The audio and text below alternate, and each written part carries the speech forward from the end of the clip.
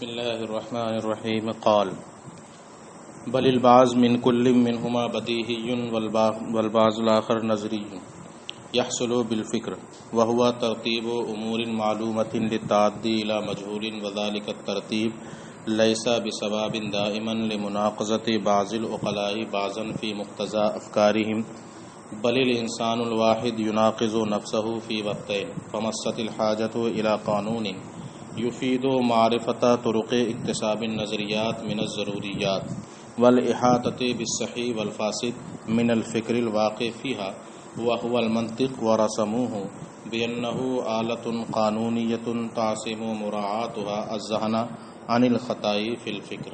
أقول لا يخلو إما أن يكون جميع التصورات والتصديقات بديهيا أو يكون جميع التصورات والتصديقات نظريا أو يكون بعض التصورات والتصديقات بديهيا والبعض الآخر منهما نظريا فالأقسام منحصرة فيها ولما بطل القسمان الأولان تعين القسم الثالث وهو أن يكون البعض من كل منهما بديهيا والبعض الآخر نظريا.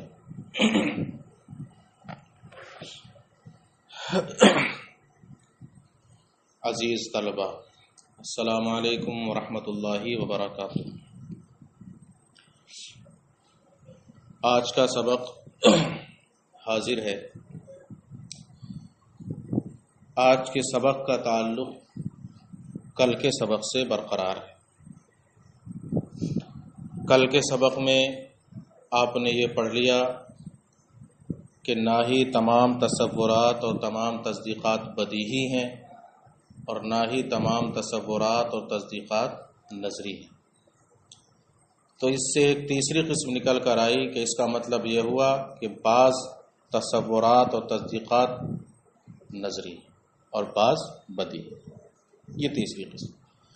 ماتن نے یعنی صاحب رسالہ شمسیہ نے، جس کی قطبی شرح ہے، انہوں نے قال سے ایک عبارت بیان کی اقول تک. اس میں 5 چیزوں کو انہوں نے اتنی مختصر عبارت میں بیان کر دیا. پہلے اسی کی وضاحت کر دیتے ہیں، پھر تشریح. پہلی چیز یہ انہوں نے بتایا کہ جب یہ بات باطل ہے کہ تمام تصورات اور تصدیقات نہ تو بدیہی ہیں اور نہ ہی نظری ہیں، تو بلکہ نکل کر کے آیا کچھ نظری ہیں اور کچھ. ایک بات یہ ہو گئی. البتہ نظری کو غور و فکر سے حاصل کیا جائے گا. پھر انہوں نے فکر کی تعریف کی. امور معلومہ کو اس طرح ترتیب دینا کہ وہ امر مجہول تک پہنچائے. یہ دوسری چیز ہو گئی ان کے اس میں. پھر تیسری چیز منطق کی ضرورت کو بیان کیا. کس چیز کو؟ منطق کی ضرورت. تو فرمایا کہ یہ جو ترتیب ہوگی یعنی غور و فکر ہوگی، یہ ہمیشہ صحیح نہیں ہوگی، بلکہ کبھی صحیح ہوگی اور کبھی غلط ہوگی. بلکہ ایسا واقع ہے بعض منطقی دوسرے بعض کے کسی معاملے میں مخالف ہیں، بلکہ ایک ہی انسان 2 وقتوں میں اپنی رائے دو لے جاتا ہے. ایک وقت قیاس کیا کہ عالم حادث ہے اور دوسری وقت قیاس ہوا کہ عالم قدیم ہے. تو اپنی ہی رائے میں ایک آدمی کیا ہو جا رہا ہے؟ مختلف ہو جا رہا ہے، اپنی رائے کے مخالف ہو جا رہا ہے. یہ ایک چیز ہوئی. اس کے بعد انہوں نے منطق کی تعریف کو بیان کیا. کس کو بیان کیا؟ منطق کی تعریف کو. بِأَنَّهُ آلَةٌ قَانُونِيَّةٌ تَعْصِمُ مُرَاعَاتُهَا الذَّهْنَ عَنِ الْخَطَأِ فِي الْفِكْرِ. اس کا ترجمہ پہلے کر لو، یہ آسان بات ہے. بَلِ الْبَعْضُ مِنْ كُلٍّ مِّنْهُمَا بَدِيهِيٌّ وَالْبَعْضُ الْآخَرُ نَظْرِيٌّ. بلکہ ان میں سے یعنی تصورات تصدیقات میں سے بعض بدیہی ہیں اور بعض دوسرے نظری ہیں جن کو فکر کے ذریعے حاصل کیا جائے گا. فکر کسے کہتے ہیں؟ وَهُوَ تَرْتِيبُ أُمُورٍ مَعْلُومَةٍ لِلتَّعَدِّي إِلَى مَجْهُولٍ. فکر کہتے ہیں امور معلومہ کو، امر مجہول امور معلومہ کو اس طرح ترتیب دینا کہ وہ کسی امر مجہول تک پہنچائے. وذالک ترتیب، اور یہ جو ترتیب ہوگی امور معلومہ کو مرتب کیا جائے گا، یہ ہمیشہ صحیح نہیں ہوتی. کیوں؟ لمناقضۃ بعض العقلاء بعضا فی مقتضى افکارہم، کیونکہ بعض عقلاء بعض دوسرے عقلاء کے اپنے افکار و نظریات میں مناقض مخالف ہیں. ٹھیک ہے. بل الانسان الواحد، بلکہ ایک ہی انسان 2 وقتوں میں خود اپنا ہی مخالف اور اپنے ہی سے اختلاف کرنے والا ہوتا ہے، اپنی ہی ذات سے. فمست الحاجت الی قانون، تو اب ضرورت پڑی ایک ایسے قانون کی یفید معرفت طرق اکتساب النظریات من الضروریات، جو ضروریات سے نظریات کو حاصل کرنے کے طریقے کو بتائے یا طریقے کا فائدہ دے. ٹھیک ہے. والاحاطہ بالصحیح والفاسد من الفکر الواقع فیہا، اور ان امور معلومہ میں واقع ہونے والی ترتیب میں صحیح اور فاسد فکر کا احاطہ کر سکے، یعنی دونوں میں امتیاز کر سکے. وَهُوَ الْمَنطِق، اور وہی چیز کیا ہے؟ منطق ہے. اس کی تعریف کی کہ ایسا اعلی قانونیہ جس کی رعایت ذہن کو خطا فی الفکر سے بچائے. تو انہوں نے جو اپنی عبارت میں 5 چیزوں کو بیان کرنے کا ان کا مقصد تھا، اس کو مختصر بیان کر دیا. اب یہاں سے شارح اس کی تشریح کرتے ہیں. فرماتے ہیں کہ اصل جو معاملہ نکلا، اب پیچھے سے جوڑ رہے ہیں، وہ اس طرح نکلا: یا تو تمام تصورات اور تصدیقات بدیہی ہوں گے، یا تمام تصورات اور تمام تصدیقات نظری ہوں گے، یا بعض تصورات و تصدیقات بدیہی ہوں گے اور بعض تصورات و تصدیقات. 3 صورتیں ہوئیں. پہلی دونوں صورتیں باطل ہو چکی، پچھلے سبق میں باطل ہو گئی. نہ تو تمام بدیہی ہیں اور نہ ہی تمام نظری ہیں، دونوں باطل ہو گئی. تو تیسری بچی کون سی؟ بعض بدیہی اور بعض نظری. لہذا تیسری قسم کیا ہو گئی؟ متعین ہو گئی.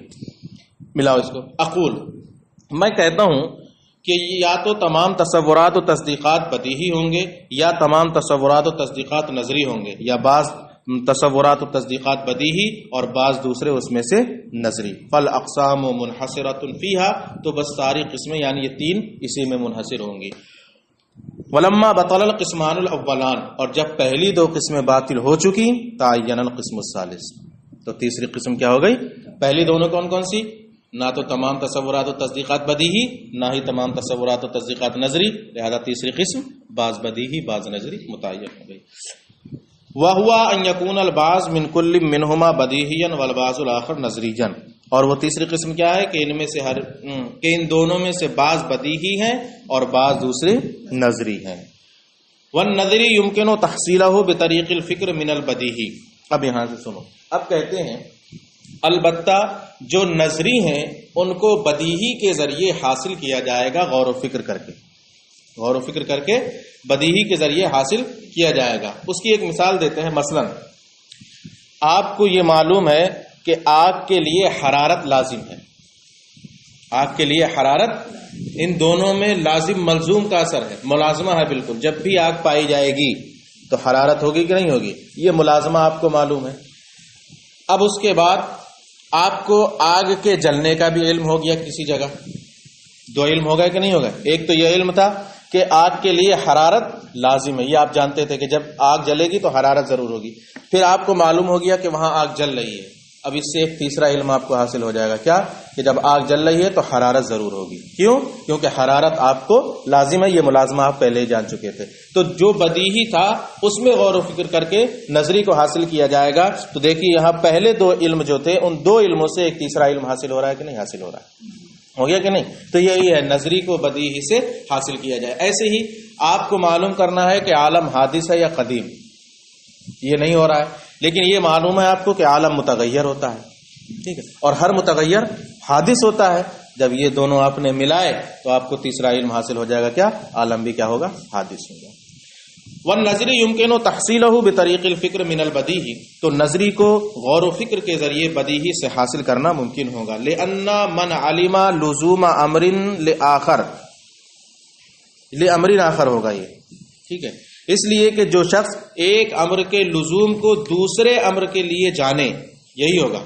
ٹھیک ہے، لزوم لأن من علم لزوم امر لامر آخر ہوگا یہ. ٹھیک ہے، ثم علم وجود الملزوم، پھر اسے ملزوم کا وجود بھی معلوم ہو جائے. یعنی یہ جانتا تھا کہ حرارت آگ کے لیے لازم ہے، یہ ایک امر کا لزوم دوسرے کے لیے آپ نے جان لیا. ٹھیک ہے، پھر اس چیز کے ملزوم کا وجود بھی ہو گیا، یعنی معلوم ہو گیا کہ آگ کہیں جل رہی ہے. اب جیسے یہ معلوم ہوگا فوراً ذہن قبول کر لے گا کہ حرارت ضرور ہوگی یہاں. اس لیے کہ جس کو ایک امر کا دوسرے امر کے لیے لزوم معلوم ہوگا وہ، اور پھر اس کو ملزوم کے وجود کا بھی علم ہو جائے، حصل له من العلمین السابقین، تو اب اس کو پہلے والے دونوں علموں سے پہلے والے دونوں علموں سے. وہ کیا ہے پہلے والے دونوں علم؟ العلم بالملازمہ والعلم بوجود الملزوم، کہ علم بالملازمہ اور علم بوجود الملزوم سے ایک تیسرے علم کا یعنی لازم کے وجود کا علم ضروری طور پر ہو جائے گا. ہو جائے گا کہ نہیں ہو جائے گا؟ فلو لم یکن تحصیل النظری بطریق الفکر، تو اب اگر نظری کو فکر کے ذریعے حاصل کرنا ممکن نہ ہوتا، لم يحصل العلم الثالث، علم الثالث من العلمین السابقین، تو اب پہلے دو علموں سے تیسرا علم حاصل نہیں ہوتا، لیکن حاصل ہو رہا ہے، اس کا مطلب حاصل ممکن ہے. لأنه يحصل بطریق، یہی ہے نا، لأنه يحصل ہی ہے نا، بطریق الفکر، ہاں اس لیے کہ وہ طریق فکر ہی سے حاصل ہو رہا ہے. اب فکر کی تعریف یہاں یہ بھی کر رہے ہیں. انہوں نے تو مختصر کی تھی، انہوں نے کیا کہہ دیا تھا؟ ہوا ترتیب امور معلومات للتعدی الی مجہول، بس اتنا کہہ دیا تھا. مصنف تعریف کے ساتھ ساتھ مثال سے اس کی شارح مثال سے اس کی وضاحت بھی کریں گے، کیونکہ اسی کی تشریح ہے. یہ رسالہ شمسیہ کی شرح ہے، تو ماتن نے مختصر ذکر کیا، شارح کے اوپر ضروری ہے کہ اس کی تشریح کرے، تو یہ مثالیں بھی اس کے سامنے پیش کریں گے. فکر کی تعریف کرتے ہیں امور معلومہ کو ترتیب دینا جو امر مجہول تک پہنچائیں. مثلا اب آپ کو انسان کی حقیقت جاننا ہے، انسان کی حقیقت جاننا ہے. اب آپ کو معلوم ہے حیوان اور ناطق، آپ کو معلوم ہے حیوان، اور آپ نے حیوان کو پہلے رکھا، ناطق کو بعد میں رکھا، اور پھر پوچھا الانسان ما ہوا، انسان کیا ہے؟ جواب کیا ملے گا؟ حیوان ہے. یہی انسان کی حقیقت ہو جائے گی. ٹھیک ہے، یہی ہے امور معلومہ کو ترتیب دینا، یعنی ترتیب میں اس چیز کا لحاظ رکھا جائے گا کس کو مقدم کس کو مؤخر کیا جائے گا، یہ سب ہوگا. ترتیب کا مطلب ہی یہ ہے کہ ہر چیز اپنی جگہ رہے تبھی چیز حاصل ہوگی. ترتیب کا مطلب کیا ہے؟ یکے بعد دیگر ہے، جس کی جو جگہ ہے وہاں رکھی جائے. یہ ہے اس کی جگہ تو یہ یہاں ہو، یہ اس کی جگہ یہاں. اگر الٹا ہو گیا مقصد فوت ہو جائے گا. ترتیب ہوگی ہی نہیں، پھر تو الٹ پلٹ نہ ہو جائے گا، ترتیب نہیں ہوگی. وہی کہہ رہے والفکر، امور معلومہ کو اس طور پر ترتیب دینا کہ وہ کسی امر مجہول تک مؤدی ہو پہنچائے. جیسے ہم انسان کی معرفت حاصل کرنے کی کوشش کریں، کما اذا حاولنا، جیسے کہ ہم جب انسان کی معرفت حاصل کرنا چاہیں، وقد عرفنا الحیوان والناطق، جبکہ ہم حیوان اور ناطق کو جانتے ہیں. یہ معلوم ہے کہ حیوان یہ چیز ہوتی ہے، ناطق یہ چیز ہوتی ہے. رتبناہما، تو اب ہم نے ان کو مرتب کیا، ان میں ترتیب دی. کیسے؟ بیان قدمنا حیوان واخرنا الناطق، اس طور پر کہ ہم نے حیوان کو مقدم کیا اور ناطق کو مؤخر کیا. حتی یتعدی الذہن منہ الی تصور الانسان، یہاں تک کہ اب اس سے ہمیں انسان کے تصور تک رسائی ہو جائے گی، یا ذہن انسان کے تصور تک پہنچ جائے گا. وکما، اب یہ تو تصور کی مثال ہو گئی. تصدیق کی مثال، تصدیق کو کیسے حاصل کیا جائے گا؟ نظری سے، نظری کو. وکما اذا ارادنا تصدیق بان العالم حادث، ایسے ہی جب ہم نے اس بات کی تصدیق کا ارادہ کیا کہ عالم حادث ہے.